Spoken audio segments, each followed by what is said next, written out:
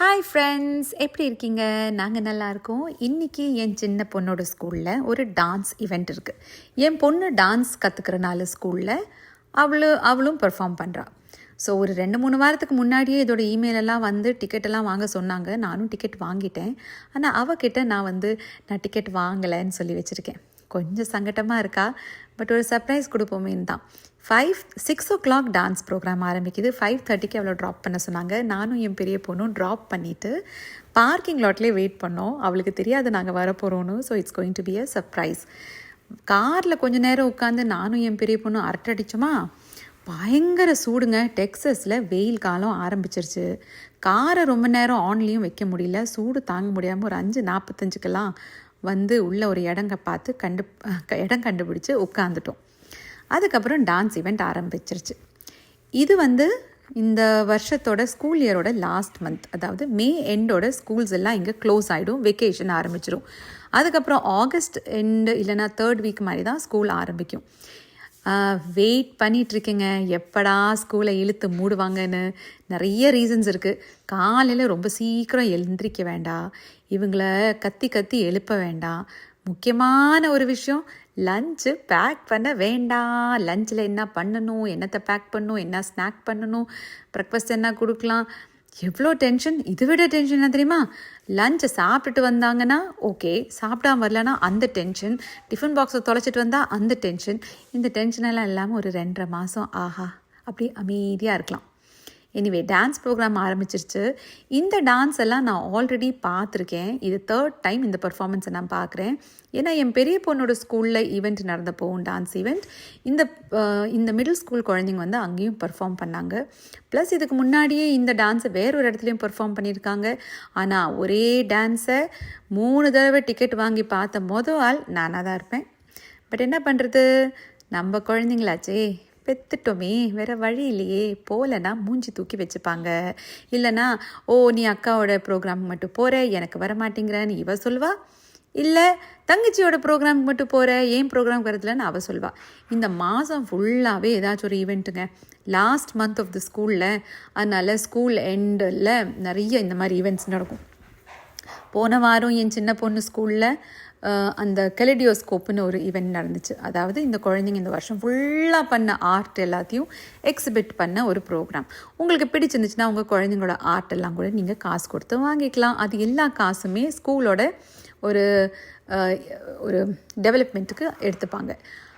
அது தவிர shear லீடிங்கோட meeting இருந்துச்சு, அதை அட்டென்ட் பண்ணேன். என் பெரிய பொண்ணோட ஸ்கூலில் ஒரு 2 ஈவெண்ட் இருந்துச்சு, அதை அட்டென்ட் பண்ணேன். என் சின்ன பொண்ணோட கொயர் ஷோ வேறு இருந்துச்சு, அதை வேறு. ஏதாவது இதுக்கே ஒரு டைம் டேபிள் வச்சு கேலண்டரை வச்சு மறக்காமல் பண்ணிடணுங்க. மறந்துட்டோன்னு வைங்களேன், அவ்வளோதான், பூகம்பம் வந்துடும் வீட்டுக்குள்ளே. எனிவேஸ், இந்த ஈவெண்ட் நல்லா இருந்தது.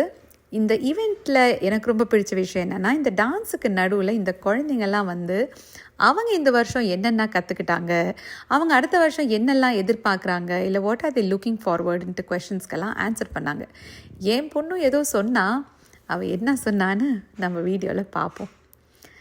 அப்புறம் இன்னொரு விஷயம் என்னென்னா, யூஎஸில் இந்த மாதிரி எக்ஸ்ட்ரா கரிக்குலர் ஆக்டிவிட்டீஸ் எல்லாம் நிறையவே என்கரேஜ் பண்ணுவாங்க.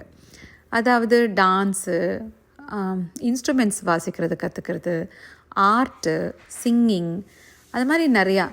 நம்ம எல்லாம் ஸ்கூலுக்கு போயிட்டுருக்கும்போது எந்த எக்ஸ்ட்ரா கரிக்குலர் ஆக்டிவிட்டீஸ்க்கும் என்கரேஜ்மெண்ட்டே கிடைக்காது.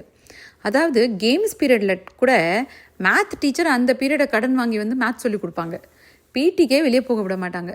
நாங்கள்லாம் ரத்த கண்ணீர் விடுவோங்க, ஐயோ இந்த பீரியடையும் மேத் டீச்சர் வாங்கிட்டாங்களா அப்படின்னு. அந்த மாதிரி ஆர்ட் பீரியடையும் ஏதாச்சும் ஒரு டீச்சர் கடன் வாங்கி அதை சொல்லி கொடுப்பாங்க.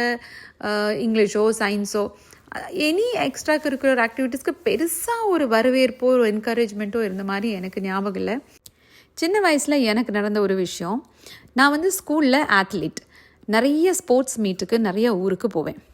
நிறையா போயிருக்கிறது பெங்களூருக்கு தான். பிகாஸ் எங்களோட ஜோனல் மீட் எல்லாமே பெங்களூரில் தான் நடக்கும்.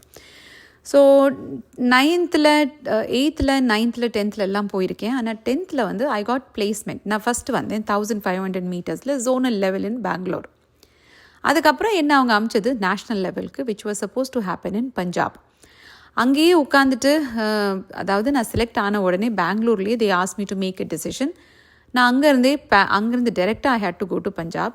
ஆனால் நான் வந்து இல்லை என்னால் போக முடியாது, நான் 10th கிரேடு, எனக்கு 10th போர்டு எக்ஸாம்ஸ் இருக்குதுன்னு சொல்லி எழுதி கொடுத்துட்டு எனக்கு 2வது இடம் வந்த அந்த பொண்ணு வந்து she got a chance to go to nationals.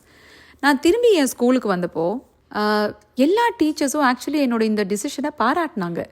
அதாவது நல்லது தான் நீ பண்ணது, நீ வந்து நேஷ்னல் போகாமல் இருந்தது, அதாவது போர்டு எக்ஸாமுக்கு நீ வந்து முக்கியத்துவம் கொடுத்தது நல்லது அப்படின்னாங்க. பட் இப்போ நான் யோசித்து பார்த்தா that was such a stupid டிசிஷனில் நேஷ்னல் லெவல் ஸ்போர்ட்ஸ் மீட்டுக்கு போகாமல் வந்திருக்கேங்க. எந்த டீச்சருமே என்ன அந்த டைமில் வந்து நீ ஸ்போர்ட்ஸ் பண்ணணும்னு என்கரேஜ் பண்ணவே கிடையாது.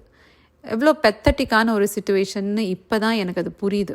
அப்புறம் என்ன, அந்த கில்ட்டு அந்த ரிக்ரெட்டோடவே இவ்வளோ வருஷம் போயிடுச்சு. ஆனால் அதுக்காக நான் ஸ்போர்ட்ஸ் விளையாடுறது நிறுத்தலை. 11th and 12thலேயுமே நான் டிஸ்ட்ரிக்ட் லெவலில் I was an athlete. Actually எனக்கு அந்த டிஸ்ட்ரிக்ட் லெவல் அத்லெட்டிக் சர்டிஃபிகேட்னால மட்டும்தான் காலேஜில் இடமே கிடச்சிச்சு. அதோட கதையை நான் இன்னொரு தடவை சொல்கிறேன். அதுக்கு முன்னாடி ஏன் பொண்ணு என்ன ஸ்பீச் கொடுத்தான்னு பார்க்குறீங்களா? கொஞ்சம் கேளுங்க. My favorite memory was probably learning all of these awesome skills at the beginning of the year. Hi, I'm Maya, and my favorite dance was probably the pom dance because it was very fun to have the props for that, and the poms were also very fun. அப்படியே அவளும் பேசி முடிச்சிட்டா. Event எல்லாம் முடிச்சுட்டு வீட்டுக்கு நாங்கள் கிளம்பிட்டோம்.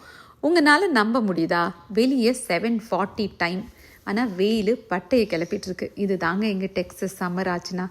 வீட்டுக்கு போயிட்டு இனி என்ன டின்னர் சமைக்கணும், அப்புறம் வீடெல்லாம் க்ளீன் பண்ணணும். ஏன்னா ஆஃபீஸ்லேருந்து வந்து கொஞ்ச நேரத்துலேயே இங்கே வந்தாச்சு ஸ்கூலுக்கு.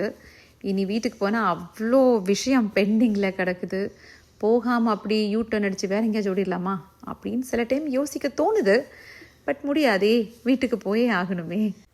அப்போ வீட்டுக்கு போகலாமா? அடுத்தது என்ன பண்ண போகிறோன்னா சிக்கனை மேரினேட் பண்ண போகிறோம். காலையிலேயே இந்த டான்ஸ் ஈவெண்ட் இருக்கிறது ஞாபகம் இல்லாமல் சிக்கனை எடுத்து ஃப்ரீசர்லேருந்து வெளியே வச்சுட்டு போயிட்டேன். டீஃப்ராஸ்ட் ஆகிடுச்சு. திருப்பி எடுத்து அதை ஃப்ரீஸும் பண்ண முடியாது. அதனால எனிவே மேரினேட் பண்ணி எடுத்து அதை ஃப்ரிட்ஜுக்குள்ளே வச்சாச்சு. கொஞ்சம் சிக்கனை தனியாக எடுத்து வச்சுட்டேன். ரொம்ப நாளாக பெப்பர் ஃப்ரை சாப்பிடணுன்னு ஆசை. சரி இன்றைக்கி அதை பண்ணிவிடுவோம் கையோட அப்படின்னு சொல்லிட்டு கொஞ்சம் சிக்கனில் செட்டிநாடு பெப்பர் ஃப்ரை வீட்டில் செஞ்ச மசாலாவோட செமையாக இருந்துச்சுங்க. அப்புறம் என்ன, நைட்டுக்கு சாதம் தான் இன்றைக்கி. ரைஸ் வச்சுட்டு வெண்டைக்காய் புளிக்குழம்பு and chicken pepper fry. Milli குட்டிக்கு இன்றைக்கி ரொம்ப நாளுக்கு அப்புறம் ஃபுட்டு செஞ்சு கொடுத்தேன். அரிசி, பருப்பு, கேரட்டு, சிக்கன் எல்லாம் போட்டு ஒரே குக்கரில் 1 pot மீலா. இந்த வீடியோ உங்களுக்கு பிடிச்சிருந்துச்சுன்னா லைக் பண்ணுங்கள். அடுத்த வீடியோவில் பார்ப்போம். அது வரைக்கும் உங்களிடமிருந்து விடைபெறுவது Ranjini. Bye bye. Have a wonderful day.